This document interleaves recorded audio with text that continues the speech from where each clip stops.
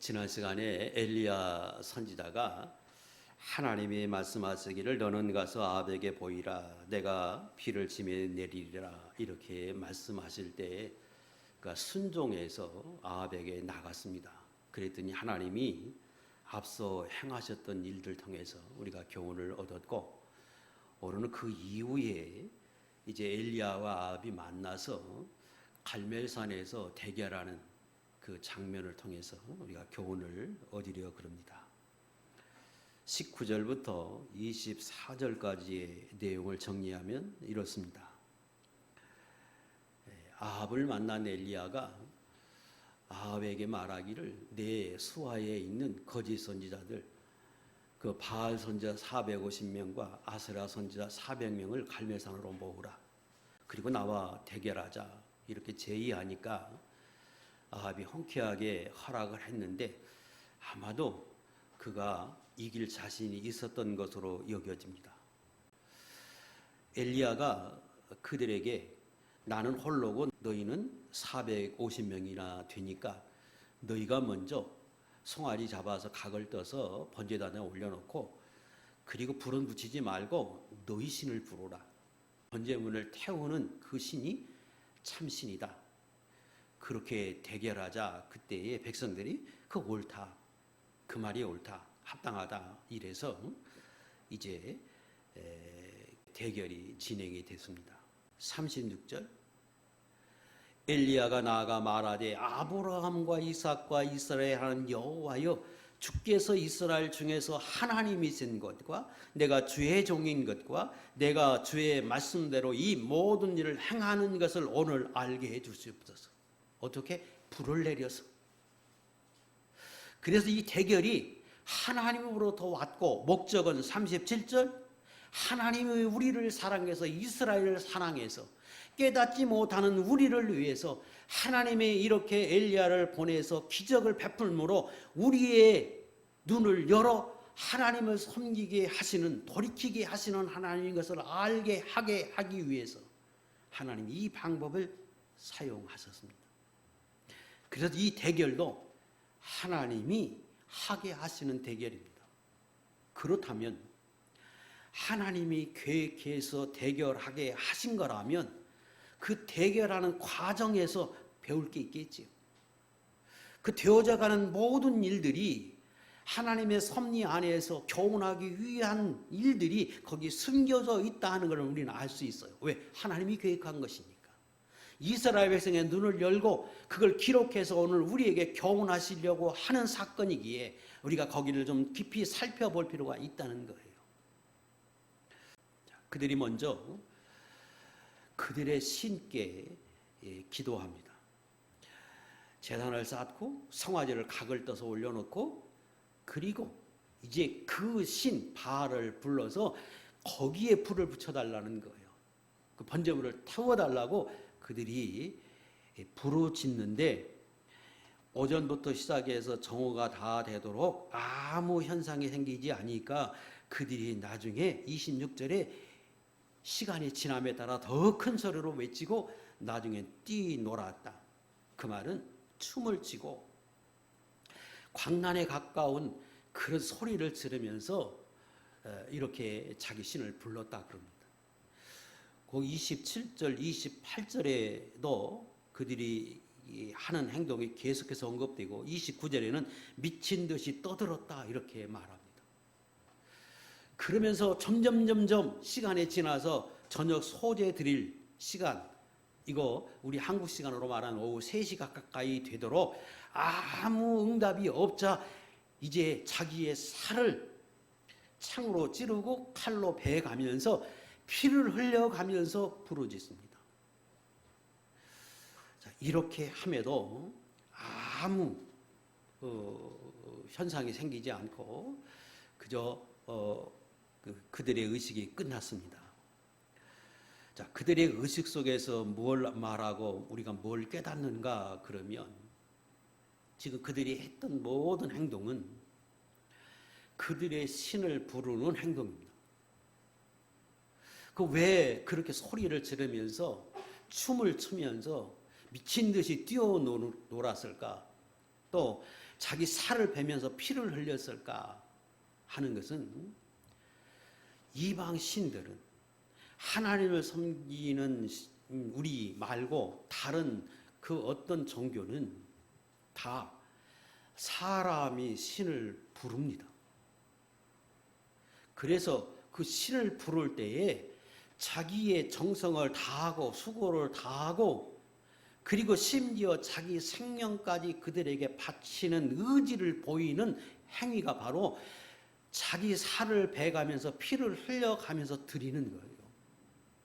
그래서 미친 듯이 뛰고 북을 찌고 춤을 추고 칼춤을 추고 그건 다 신을 부르는 행위입니다. 그래서 그 신을 더 감동시키기 위해서 더 열성적으로 희생하고 수고하고 애를 쓰는 거예요. 거기에 제물도 드리는 거죠. 그래서 이방 신 중에 어떤 신들은 최고의 헌신을 드리는 것이 뭐냐? 사람을. 그래서 태워 죽이고 사람의 목을 베어서 거기에 피를 흘리게 하는 이유가 신의 신 앞에 최고의 것을 바치는 행위입니다. 자, 성경은 이방 신을 섬기는 그런 사람들이 하는 행위는 너희는 절대로 하지 말라. 성경의 여러 곳에서 언급합니다. 신명기 14장 1절 너희는 너희 하나님 여호와의 자녀이니 죽은 자를 위하여 자기 몸을 베지 말며 눈썹 사이 이마 위에 털을 밀지 말라. 죽은 자를 위하든지 그게 신을 부르는 행위든지 우상을 섬기는 것이 그건 무엇이든지 하나님이 만드신 인간을 해하지 말라는 거예요. 특별히 하나님을 섬기는 사람 이스라엘 백성을 성도의 몸은 해하지 말라. 왜? 그들은 내 자녀라고 말씀하셔서 존귀한 자녀에게 손대지 말라. 그래서 우리가 보잘것없는 것 같지만 예수 믿는 사람은 하나님의 자녀인 거로 존귀한 존재입니다. 그래서 우리의 몸을 해하지 못하게 해요. 그래서 우리도 나를 존귀 여기고 함부로 하면 안 되는 이유가 거기 있습니다. 고린도전서 3장 16절은 예수 믿는 성도들을 하나님은 거룩한 성전 내가 거하는 이 교회와 같다 성전이다 몸이다 이렇게 말씀해서 예수 믿는 사람 한 사람 한 사람이 아주 존귀한 존재로 칭합니다. 또 에스겔 16장 20절은 같이 읽겠습니다. 시작. 내가 나를 위하여 낳은 내 자녀를 그들에게 데리고 가서 드려 제물로 삼아 불살았느니라. 이스라엘 백성. 이스라엘 백성들은 아니 이방인이라고 해도 사실은 하나님이 인간을 자기 형상대로 지은받은 존귀한 존재이므로 내 자녀가 아니라 내가 낳았지만 나를 위해서 존재하는 사람들이라고 칭해요. 이방인이든 예수 믿는 사람이든. 사람은 짐승하고 다릅니다. 하나님이 지었는데 예전처럼 흙으로 지어서 난 게 아니고 그 어떤 사람의 몸을 빌려서 그가 태어났지만 하나님은 말씀할 때 그가 나를 위하여 이 땅에 태어난 사람이라고 하나님이 지칭한다는 거예요. 그래서 예수 믿는 사람이든 그렇지 않든 인간은 존귀한 존재입니다. 그런데 지금 신을 부르는 행위로 그들의 몸을 베면서 피를 흘리면서 학대해가면서 신을 부르고 있어요.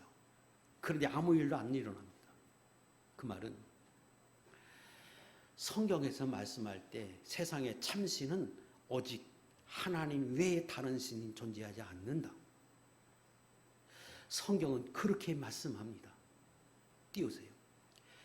에레미야 10장 8절 그들은 다 무지하고 어리석은 것이니 우상의 가르침은 나무뿐이라. 나무가 됐든 사람이 됐든 짐승이 됐든 그 무엇이든지 하나님이 지으신 만드신 피조물에 불과한 것이지 신이 아니에요. 그래서 어리석고 무지한 일이지 그게 신이 존재하지 않는다.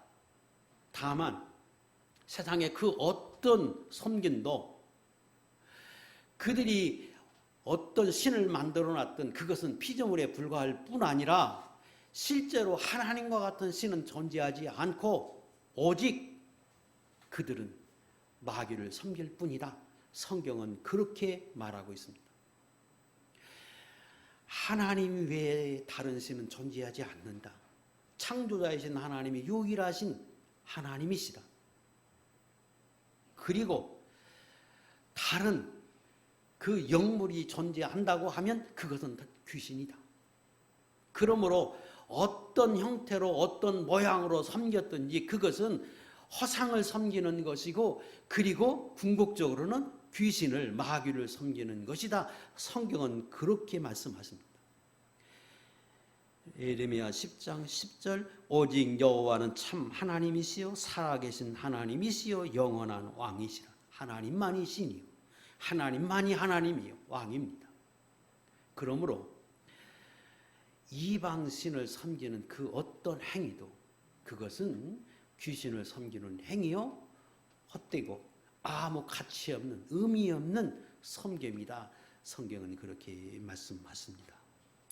30절 이후에는 이제 엘리야가 하나님 앞에 기도하는 장면입니다. 엘리야가 30절 모든 백성을 향하여 이르되 내게로 가까이 오라. 백성이 다 그에게 가까이 가매 그가 무너진 여호와의 제단을 수축하되. 엘리야가 하나님 앞에 제사하기 위해서 제일 먼저 한 것은 무너진 단을 수축하는 일이었습니다.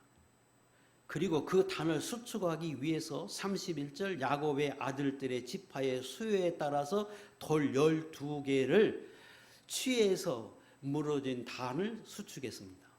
이 말은 그동안에 하나님을 섬기며 하나님 앞에 제사했던 그들이 바알을 섬기면서 그 일을 중단해 버렸습니다. 그러므로 하나님을 섬기는 제단이 무너졌기에 하나님께서 엘리야 선지자를 통해서 이스라엘 백성들로 하여금 그 무너진 단을 먼저 새로 쌓고 그 위에 제물을 올려놓도록 하게 하십니다. 그런데 이전에 지금 엘리야가 말할 때 이스라엘 백성들이 움직이지 않았어요. 아무도 대답하지 않았고 호응하지 않았는데 먼저 거짓 선지자들이 몇 시간 동안 울부짖으면서 그렇게 자기 나름대로의 종교 행위를 했음에도 불구하고 아무 일이 일어나지 않는 걸 보고 나니까 이제 백성들이 엘리야의 말을 듣고 엘리야의 말함에 따라서 그들이 행동으로 옮기기 시작했습니다. 그래서 제단을 수축하라 그러니까 비로소 이스라엘 백성들이 나와서 무너진 제단을 수축했습니다. 이게 먼저였습니다. 그 다음에 그들에게 12지파의 수요에 따라서 그 12돌을 취해서 또 올려놓게 하십니다. 이것은 영적인 회복, 신앙의 회복이 먼저라고 하는 것을 알게 합니다. 하나님과의 관계 회복이 먼저였다. 하나님을 섬기는 사람들에게 중요하다. 이것을 알게 합니다. 출애굽기 19장 5절과 6절 읽겠습니다. 시작. 세계가 다 내게 속하였나니 너희가 내 말을 잘 듣고 내 언약을 지키면 너희는 모든 민족 중에서 내 소유가 되겠고 너희가 내게 대하여 제사장 나라가 되며 거룩한 백성이 되리라. 이것이 이스라엘 백성입니다. 그리고 베드로전서 2장 9절에 신약의 성도들도 구약의 이스라엘과 같은 그런 반열에 있는 아니 오히려 더 강화된 하나님의 사람들인 것을 말해줍니다. 시작. 너희는 택하신 족속이요 왕같은 제사장들이요 거룩한 나라요 그의 소유가 된 백성이니 이렇게 말씀하셔서 신약의 저와 여러분들도 구약의 이스라엘 백성보다 훨씬 더 하나님 앞에 존귀한 자녀들입니다. 그런데 그들이 지금 하나님을 떠나고 하나님 앞에 제사를 드리지 않는 예배를 드리지 않는 천국으로 내려갔던 그들이 지금 하나님 앞에 은혜 있기 위해서, 불을 받기 위해서 제일 먼저 한 것은 그들이 하나님을 부르는 어떤 행위가 아니라 하나님과 그들의 관계를 회복함이 먼저였다, 그 말이에요. 그 말은 지금 너희는, 이스라엘 백성은, 성도는 하나님의 거룩한 자녀들인데 어떻게 자녀가 됐느냐? 하나님의 택하심에 따라서 하나님의 자녀가 됐고, 너희는 마땅히 하나님을 섬기는 제사장과 같은 사람들이요, 너희는 하나님의 소유가 된 사람들이라고 하는 것을 그들에게 알게 하고, 그것을 회복해서 그것을 깨달아서 다시금 하나님 앞에 제사하고 예배해야 하는 사람들인 것을 그들에게 알게 해서 그것을 실행하게 하는 일, 이게 지금 엘리야가 첫 번째 한 일이었습니다. 오늘날에도 하나님 앞에 나와서 은혜를 입으려고 하면, 불을 받으려고 하면, 하나님과 교제하기 위해서는 지금 비가 내리지 않아서 기근의 문제로 허덕일 때에 제일 먼저 해야 하는 일은 하나님과 나의 관계를 회복하는 일입니다. 하나님은 나의 영적인 아버지요, 나는 그의 아들인데 그 관계가 막혀 있으면 그 관계가 회복되는 일이 제일 먼저라는 거죠. 여기 야곱의 12 아들의 지파, 이 부분을 강조했습니다. 그리고 31절 후반절에 그 야곱을 다시 소개하기를, 야곱은 옛적에 여호와의 말씀에 임하여 이르시기를 내 이름은 이스라엘이라 하리라 하신 자더라. 야곱의 12 아들 이렇게 지칭하고, 그 야곱의 12 아들은 나중에 이스라엘이 됐던 그 사람들을 지칭한다, 이 말을 지금 기록하고 있어요. 왜 이렇게 복잡하게 그렇게 말합니까? 이 말은 야곱을 생각해 봐라. 과거에 야곱이 하나님의 은혜를 입었던 것을 생각하고, 너희도 지금 하나님과 막혀서 하나님을 떠나서 우상을 섬기고 있어서 기근을 당하고 있지만, 과거 야곱에게 주셨던 은혜를 다시금 생각해보고 너희도 야곱과 같은 모습으로 돌아가라. 그래서 이스라엘이 됐던 그 야곱으로 너희가 돌아가서 이스라엘이 되라. 지금 이 말씀을 이렇게 하고 계신 거예요. 그 야곱이 어떤 사람이었느냐 그러면, 아시는 것처럼 그가 태어날 때부터 욕심장이지요. 그래서 이름이 야곱입니다. 욕심장이에요. 그래서 그 복을 받기 위해서 형 속이고 아버지 속이고 팥죽 한 그릇 어떻게 해가지고 나중에 장자의 축복을 받잖아요. 적극적으로 아버지 속입니다. 그런데 형이 그게 분노해가지고 야곱을 죽이려고 하니까 도망을 가잖아요. 부모님 허락하에서. 그 삼촌 집 바담 아람에 가서 거기 가서 피하려고 거기 내려가는 길에 그가 아무도 없이 혼자 그 먼 거리까지 도망가면서 베델이라고 하는 곳에 이르러서 밤에 거기서 잠을 잡니다. 어떻게? 노숙해. 길에서 돌베개 자고 돌베개를 하고 하늘을 향해서 누워 자려고 할 때 그가 꿈속에서 하나님을 만납니다. 하나님이 그게 만나 주는데, 죄짓고 도망가는 길에서 잠을 자고 있는 그 야곱에게 하나님이 나타나셔서 땅에서부터 하늘로 사다리가 있고 그 사다리에 천사리 오르락 내리락 하고 있으면서 그 위에 하나님이 서 계시면서 야곱을 부릅니다. 그리고 야곱에게 하나님 이렇게 약속하십니다. 창세기 28장 14절 15절 시작. 모든 족속이 너와 내 자손으로 말미암아 복을 받으리라. 내가 너와 함께 있어 내가 어디로 가든지 너를 지키며 너를 이끌어 이 땅으로 돌아오게 할지라. 내가 내게 허락한 것을 다 이루기까지 너를 떠나지 아니하리라 하신지라. 누구에게? 야곱에게. 지금 야곱이 어떤 상태? 죄짓고 도망가면서 길에서 노숙하고 있는데 하나님이 그 야곱을 만나서 일방적으로 이렇게 약속하십니다. 그때에 야곱이 나 같은 사람에게 하나님이 찾아와서 나 같은 사람도 받아주시고 하나님의 자녀가 되게 할 뿐이라 이런 은혜를 베풀어 주신다고 약속하는 그 하나님 앞에 그가 감동하면서 하나님 앞에 이렇게 서원합니다. 20절 야곱이 서원하여 하나님 나와 함께 계셔서 나를 지키시고, 그리고 시작. 내가 평안히 아버지 집으로 돌아가게 하시오면 여호와께서 나의 하나님이 되실 것이요 내가 기둥으로 세운 이 돌이 하나님의 집이 될 것이요 해서 내게 주신 모든 것에서 10분의 1을 내가 반드시 하나님께 드리겠나이다. 세 가지 약속합니다. 하나님, 나 같은 사람을 어떻게 기억하시고 나에게 이런 은혜를 베풀어 주십니까? 정말로 하나님이 말씀하신 대로 내가 지금 도망가지만 도망가는 그곳에서 나를 편안히 먹고 살게 하고, 그리고 무사히 아버지 집으로 다시 돌아가게 하시면 나도 하나님 앞에 이렇게 살겠습니다 하고 세 가지를 하나님께 서원합니다. 첫 번째, 내가 평생에 하나님을 섬기겠습니다. 두 번째, 내가 이 세운 이 돌이 성전이 된다 하는 말은 내가 교회를 짓는다는 말이 아니라 나 같은 사람이 도망가서 이 길에서 노숙하고 있는 하나님, 그런 나를 하나님이 찾아와서 이 자리에서 나를 만나주신, 하나님은 나를 다 아시는 분이고 또 어디든 다 계시는 하나님이신. 그래서 오늘 깨달은 이것, 그래서 내가 어디든지 하나님이 나와 함께 계시는 그런 하나님인 것을 알고 내가 하나님 앞에서 내가 살겠습니다, 그런 뜻이에요. 왜? 하나님이 그 아무도 없는 곳에서 비천한 자기에게 나타나 말씀해 주신 그것을 그가 깨닫고 그 자리에서 그렇게 서원하는 거예요. 그리고 세 번째, 내가 하나님 앞에 이렇게 보답하겠습니다. 물질로도 보답하게 살겠습니다. 이것이 야곱의 서원입니다. 그리고 야곱은 그렇게 서원하고 또 엉터리로 살아요.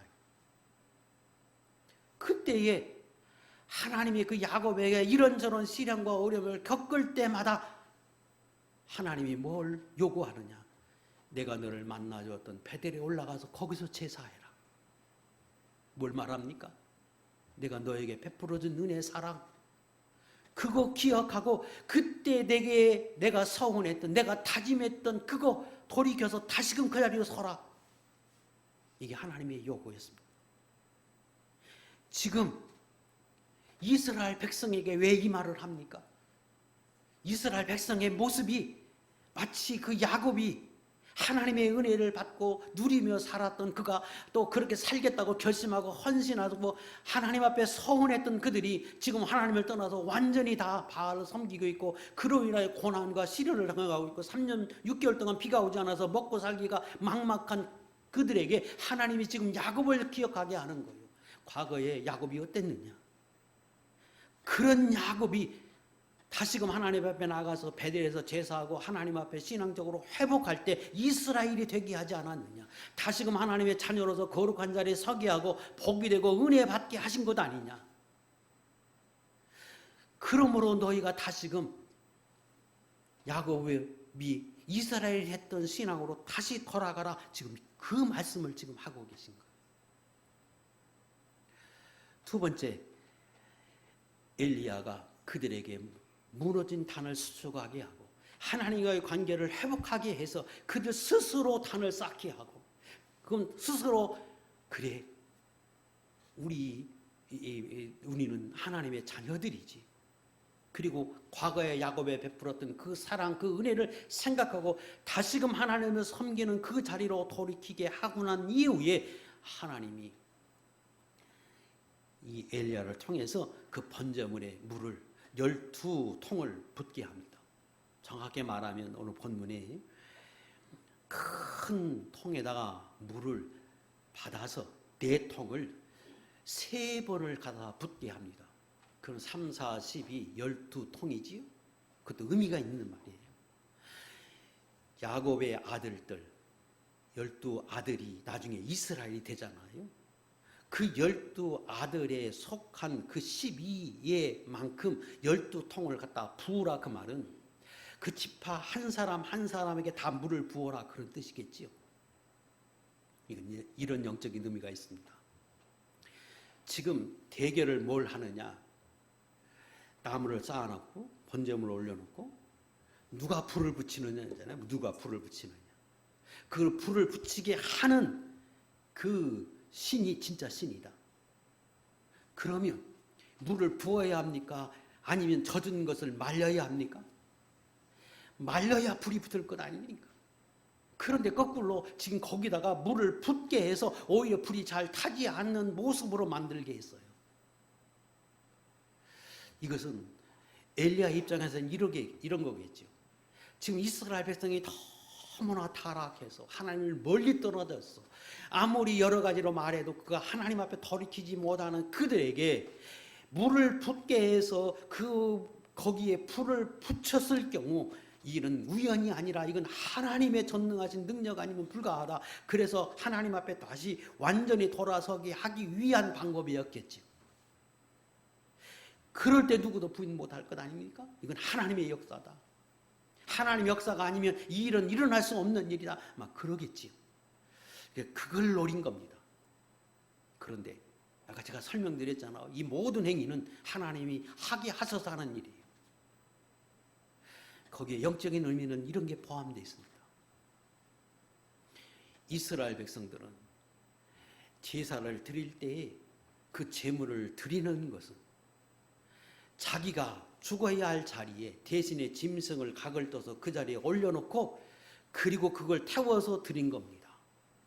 그리고 하나님 앞에 말씀드릴 때는 하나님 앞에 영적인 의미는 내가 죽어야 하는 자리에 지금 짐승을 들여서 대신 하나님께 드립니다. 내가 지금 하나님 앞에 드립니다. 이런 의미예요. 그런데 거기에 지금 물을 부으라는 말은 하나님 앞에 서 있는 이스라엘 백성의 모습이 합당한 제물이 아니라 물에 젖어서 하나님 앞에 번제로 드리지 못할 만큼 젖어있는 형편없는 더러운 하나님이 받기에 합당하지 못한 그들의 모습을 상징적으로 표현하는 거예요. 그래서 그 제물에 물을 부어서 도저히 하나님이 받으실 만한 불로 응답해도 웬만한 것으로 그들을 태울 수 없는, 그들을 감동시킬 수 없는 타락하고 타락한 상태를 지금 이렇게 묘사하는 거예요. 실제로 그렇지 않습니까? 지금 3년 6개월 동안 하나님이 피를 주지 않음에도 불구하고 하나님을 떠나서 그런 일이 생겼다고 여기지 않아요. 누구도. 그들의 모습이 피에 젖은 제물과 같아요. 도저히 하나님 받지 못하는, 하나님이 웬만큼 역사에도 태워지지 않는, 뜨거워지지 않는, 감동하지 못하는 그들의 모습을 지금 이렇게 표현하고 있는 거예요. 그렇게 만들고 그리고 엘리야가 기도했습니다. 그랬더니 하나님이 즉시 응답을 해서 그 제물을 태워버립니다. 즉시 응답했다고 하는 말은 성경을 보세요. 그들이 29절 거짓 선지자들이 언제까지 그렇게 뛰놀면서 미친 듯이 이 소리 질렀느냐. 저녁 소제 드릴 때까지 그랬습니다. 그런데 지금 엘리야가 하나님 앞에 제사하면서 불이 내린 시점이 언제냐? 36절 저녁 소제 드릴 때입니다. 그 말은 시간, 우리 한국 시간으로 보면 오후 3시인데 오후 3시가 다 되도록 그들이 날뛰면서 소리를 질렀는데 아무 응답이 없었고, 이어서 엘리야가 준비해서 그저 하나님 앞에 제사 드리는 그 시점에 하나님 앞에 기도할 때에 즉시 불이 내렸다, 그런 뜻이에요. 이 불이 내렸다 하는 말은 그걸 하나님이 받으셨다는 뜻이지. 그렇게 형편이 없는, 우상에 완전히 쩌들어서 우상을 섬겼던 그들, 그래서 하나님의 진노할 밖에 없었던 그들이 다시금 신앙으로 회복해서 하나님과 자신이 어떤 관계인지를 다시 깨닫고 그 하나님 앞에 무너진 단을 다시 수축해서 예배하는 자리, 제사하는 자리로 다시 나가서 하나님을 바라볼 때, 그리고 그들을 위해서 엘리야가 기도할 때 하나님이 그들을, 그 형편없는 모습인 그들을 하나님이 받으셨다는 뜻이에요. 이것이 하나님의 은혜이고 이스라엘 백성들의 특권입니다. 왜? 그들은 언약의 백성이요 하나님의 자녀이기에 그들이 돌이키면 거기에 그 어떤 조건이 필요하지 않아요. 신을 부르는 행위, 그 어떤 재물이 필요하지 않아요. 어떤 행위가 필요하지 않아요. 중요한 건 믿음이에요. 하나님을 바라보고 의지하고 하나님과 나와의 관계를 회복하는 것, 이게 하나님 앞에 은혜를 입는 비결이라는 거예요. 자, 오늘 이 말씀 속에서 그들이 드렸던 제사는, 번제는 오늘 이 시대로 보면 예배예요. 예배. 이 예배가 제사예요.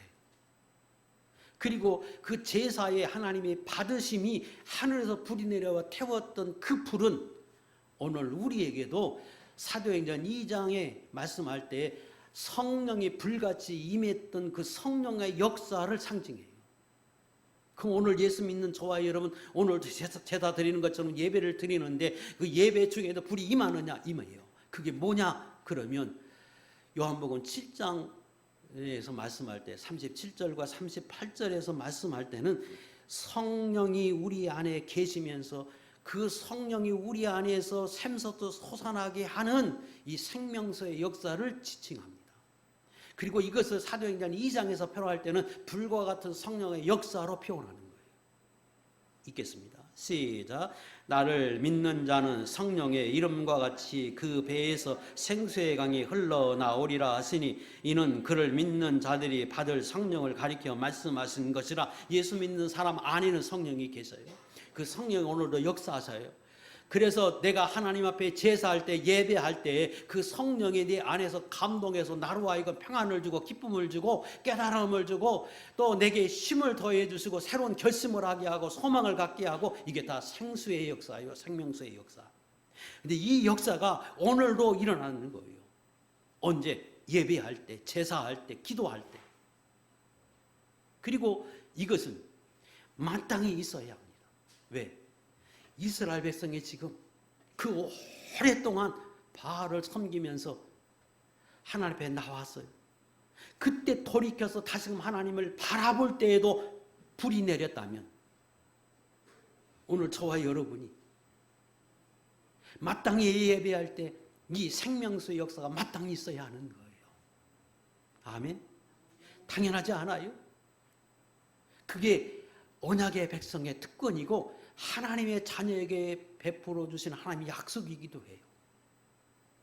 그런데 나는 예배를 드려도 아무 감동도 없고 기쁨도 없고 평안도 없고 깨달음도 없고 너무너무 힘들다. 점검해봐야. 예전에 내가 예배 드렸던 하나님 앞에 예배할 때 지금 내가 완전히 달라져 있다. 나는 메마른 사람과 같이 내 안에서는 아무런 성령 역사가 없는 것 같다고 느껴지면 점검해봐야 합니다. 뭐가 문제인지 점검해봐야 돼요. 왜? 그렇게 타락했던 그들이 하나님 앞에 다시 돌아와서 그 무너진 단을 수축할 때 그때에도 하나님이 불이 내렸는데 뭐가 문제인지 점검해봐야 해요. 세 가지만 간략하게 설명하겠습니다. 첫 번째, 내 섬김의 모습이 마치 이방신을 섬기는 사람의 모습으로 섬기는 게 아닌가 하는 걸 점검해 봐야 합니다. 이전에 지금 그 거짓 선지자들이 자기들의 신을 찾았지요. 아무리 날뛰고 별짓을 다 해도 아무 응답이 없었어요. 오늘 예수 믿는 사람이 하나님 앞에 예배하는데 마치 섬김이 그 이방신을 섬기는 사람의 모습으로 하나님 앞에 제사하고 예배하면 아무 의미 없어요. 무슨 의미인가 그러면 그들의 머릿속에는 자기들의 의가, 열심히, 수고와 노력이, 재물이, 수고가 그걸 통해서 신을 부른다고 생각해요. 그래서 하나님 앞에 예배할 때는 내가 정성을 다 기울여서 마음을 다 기울여서 재물을 드려서 내가 이렇게 드려야 하나님이 받으신다. 맞아요. 그 틀린 말이 아니에요. 그래서 우리가 정성을 다해야지요. 그러나 그것이 하나님 앞에 은혜 받는 비결이라고 여기는 것은 이방신을 섬기는 사람의 모습이에요.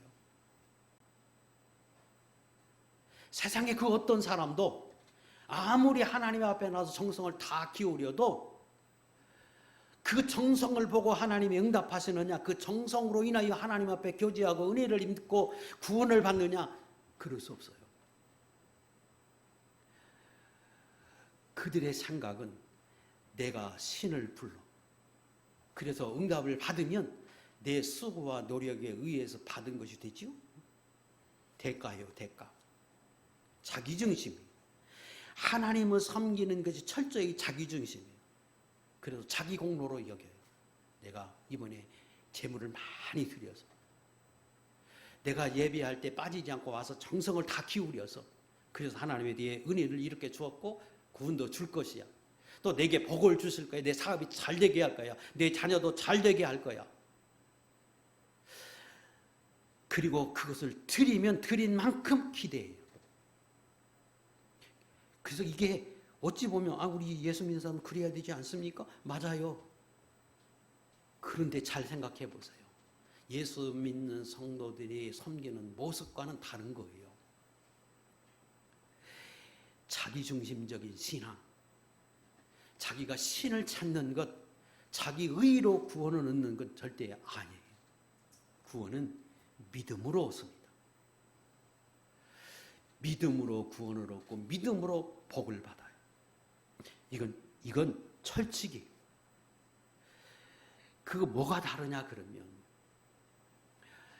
하나님이 이 세상의 창조주이고 그분이 예수 그리스도를 이 땅에 보내주시고 나 같은 사람을 이런저런 모습으로 살던 나를 마치 야곱을 만나준 것처럼 하나님이 내게 찾아와서 만나주시고 부모를 통해서 만나게 해주시고, 그래서 나 같은 사람에게 하나님의 구원의 은혜를 베풀어 주시고 은혜를 더해 주신 그 은혜, 그것으로 인하여 우리가 하나님의 자녀가 되게 했고, 그렇게 해서 하나님의 은혜를 입었습니다. 그 은혜에 감사해서 하나님 앞에 예비하고 제사하고, 그리고 하나님의 자녀가 돼서 그 하나님의 자녀로서 마땅히 이렇게 살라고 우리에게 말씀하시니까 그 말씀에 순종해서 살아드리는 거고, 내가 그래서 예비하는 거고, 내가 그래서 감사해서 하나님 앞에 드리는 것이지.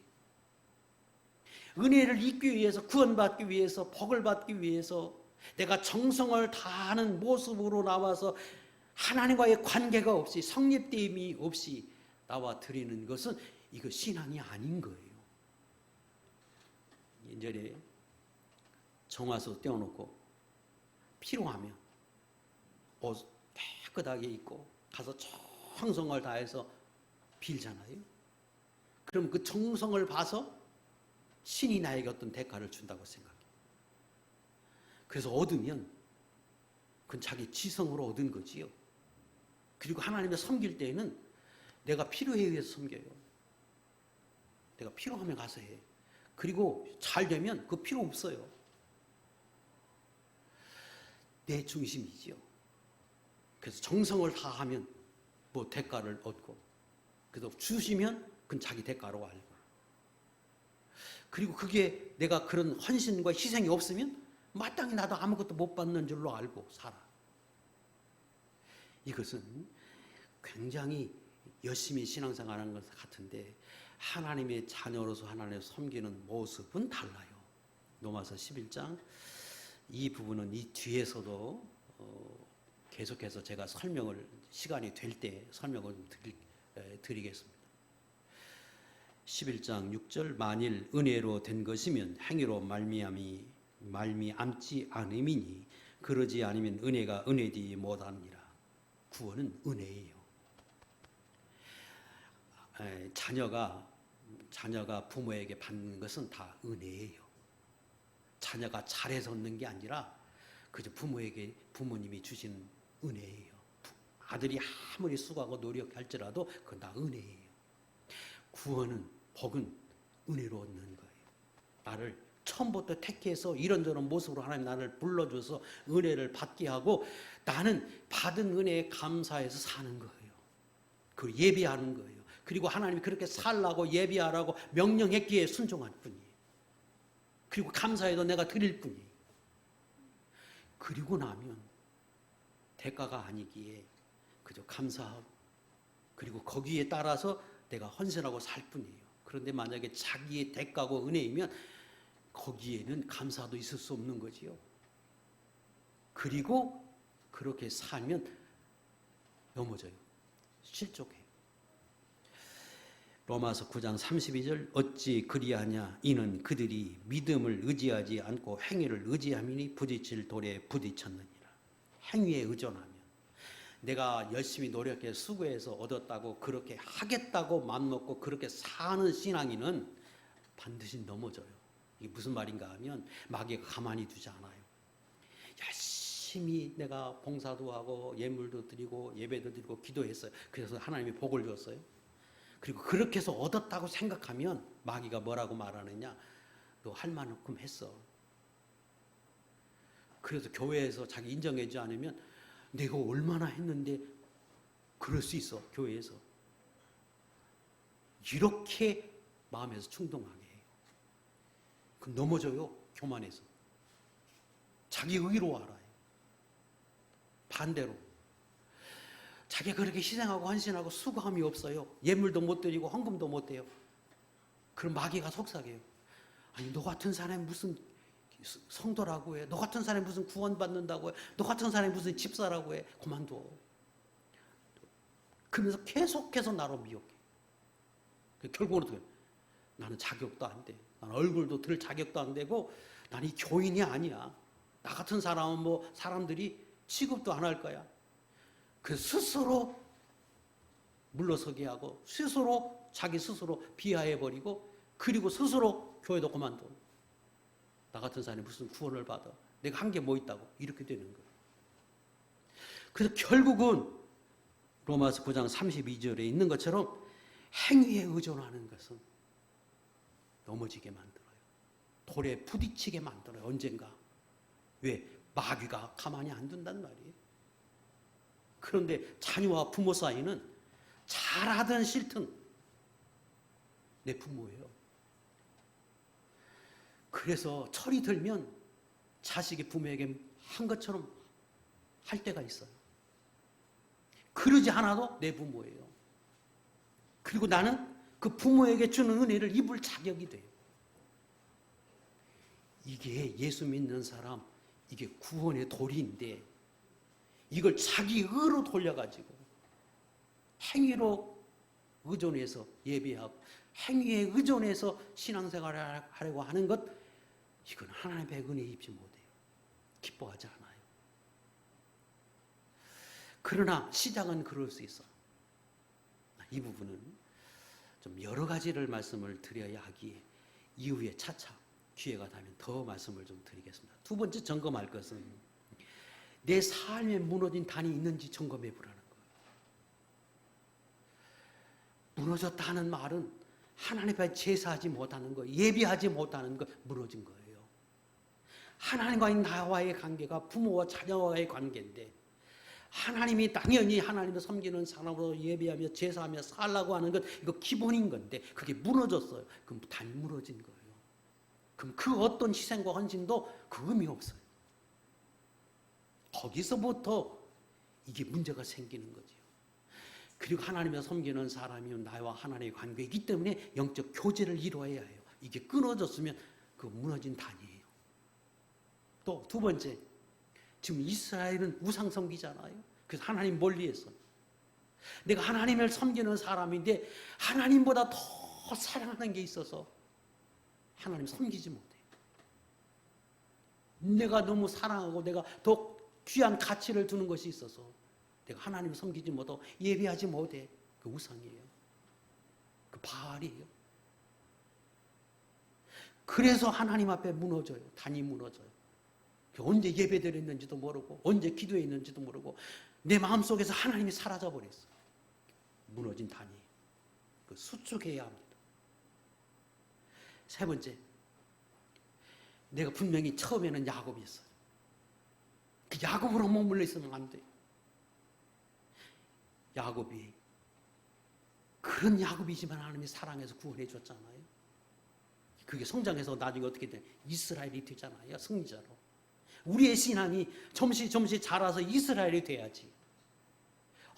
언제나 야곱과 같은 모습으로 하나님을 섬기려고 하면 안 돼요. 점시 자라야지. 이거 옛사람, 이것도 무너져가는 단이에요. 무너졌다고 말할 수 없어요. 예배드리면. 그러나 무너져가는 단이에요. 낡은 단. 새로 수축해야 합니다. 또 세 번째 점검할 것은 내 기도가 하나님 앞에 합당한지 점검할 필요가 있어요. 지금 36절, 37절 엘리야가 기도합니다. 뭐라고 기도하느냐?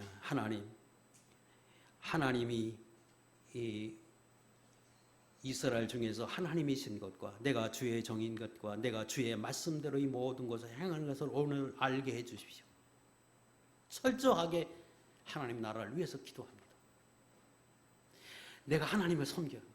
근데 철저하게 나는 이기적이야. 나만을 위해서, 세상의 육을 위해서, 세상의 육적인 것만을 위해서 내가 그렇게 기도하는 사람은 아닌가. 하나님 앞에 영적이고 하나님 나라를 위하고 그리고 살아계신 하나님이라고 믿으면 그 하나님이 기뻐하실 만한 그런 기도자의 모습이 되게 있는가. 야고보 4장 3절 구하여 도 받지 못하면 정욕으로 쓰려고 잘못 구하기 때문이라고 말씀하셔요. 여러분도 자녀에게 너무 사랑스러운데 그 자녀가 구하는 것마다 부모가 볼 때에는 얼굴을 찡그릴 만한 그런 기도, 그런 것만 구하면 부모님이 사랑하지만 주겠습니까? 그 자녀를 얼마나 사랑하겠습니까? 물론 사랑해서 아끼지만 차원이 다른 거잖아요. 불응답이 없다면, 내가 예배드림에도 불구하고 내 마음속에서 생명수에서가 사라졌다면, 메말라 가져 있다면, 하나님을 섬기지만 기쁨도 사라지고 은혜도 사라졌다면 점검해보자. 세 가지 점검할 필요가 있다. 이렇게 말씀드릴 수 있습니다.